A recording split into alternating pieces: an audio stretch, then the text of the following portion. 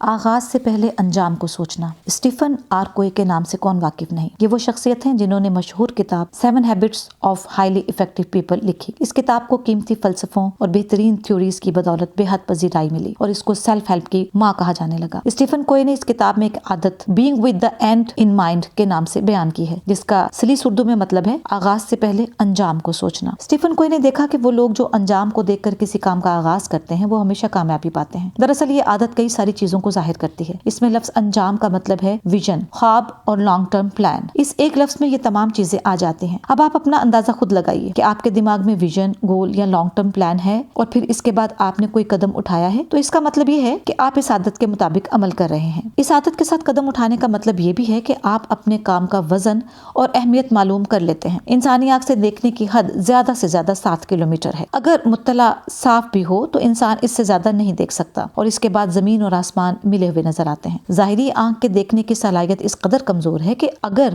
اس کے سامنے ہاتھ رکھ دیا جائے تو پھر وہ کچھ بھی نہیں دیکھ سکتی۔ فقط ایک چھوٹا سا ذرہ بھی آنکھ پہ پڑ جائے تو بینائی متاثر ہو جاتی ہے۔ لیکن ایک چیز ایسی ہے جس کی بدولت انسان آج میں رہتے ہوئے کل کو دیکھ سکتا ہے۔ اس کا نام ہے ویژن۔ انسان کے پاس اگر اپنی زندگی کا کوئی ویژن ہو تو وہ تصور اور تخیل کی طاقت سے کل میں جھانک سکتا ہے، وہ اپنے گولز کو دیکھ سکتا ہے۔ ہم نے عادت کا ذکر کیا اور عادت کے ساتھ ایک اور لفظ انجام کو جوڑا۔ اس انجام کو ہم ویژن، گول اور لانگ ٹرم پلان کا نام دیتے ہیں۔ یہ بات بھی سمجھنے کے قابل ہے کہ ان تینوں چیزوں کو انسانی آنکھ کے ذریعے دیکھنا ممکن نہیں۔ یہ ممکن ہے تو فقط تصور اور تخیل کی آنکھ سے۔ یعنی انسان کے اندر اگر تخیل نگاری کی ایک بہترین صلاحیت ہو تو اس کے ذریعے وہ اپنے ویژن کو دیکھ سکتا ہے۔ تخیل کا مطلب ہے تخلیق، اپنے اندر تصویر بنانا۔ جو بھی انسان اپنے انجام کی تصویر بنا سکتا ہے اور اپنے کام کے آغاز پر وہ تصویر بنا لے تو اس سے نہ صرف اس کو موٹیویشن ملے گی بلکہ بہت جلد وہ اپنے مقصد کو بھی پا لے گا۔ اسٹیفن کوئی کہتا ہے کہ اگر یہ عادت کسی قوم میں پائی جائے تو وہ بہت زیادہ ترقی کرتی ہے، حتیٰ کہ اگر کوئی ادارہ اور خاندان بھی اس عادت کو اپنا لے تو ترقی اس کی منتظر ہوگی۔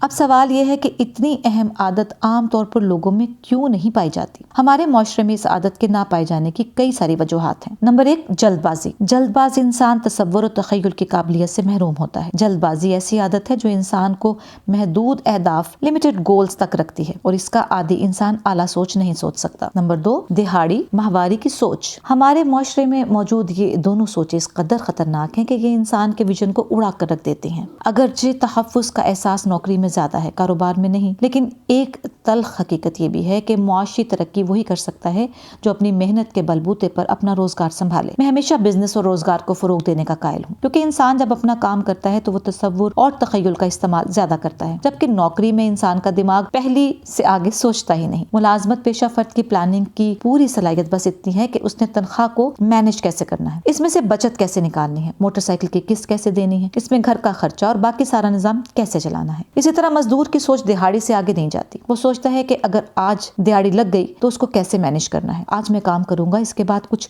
اوور ٹائم لگاؤں گا، اس کے اتنے پیسے ملیں گے، اس میں دوائی اور بچوں کے لیے فروٹ لینے ہیں اور کچھ رقم اس میں سے بچانی بھی ہے، وغیرہ وغیرہ۔ یاد رکھیں، انسان اور اس کا دماغ ایک جیسے حالات میں رہتے ہوئے ان کا عادی اور قیدی بن جاتا ہے۔ وہ انہی حالات کے مطابق اپنی سوچ پیدا کرتا ہے اور ایک غیر محسوس طریقے سے اس کے گرد کچھ حدود بن جاتی ہیں۔ تیسری وجہ یہ ہے کہ ہمارے معاشرے میں خواب دیکھنا جرم ہے۔ یہاں خواب دیکھنے کی حوصلہ شکنی کی جاتی ہے۔ آپ بچپن سے آج تک کے دن کا جائزہ لیں، ہمیں دوسرے لوگوں کی حوصلہ افزائی کرنا، ان کا شکریہ ادا کرنا اور انہیں شاباشی دینا سکھایا ہی نہیں گیا۔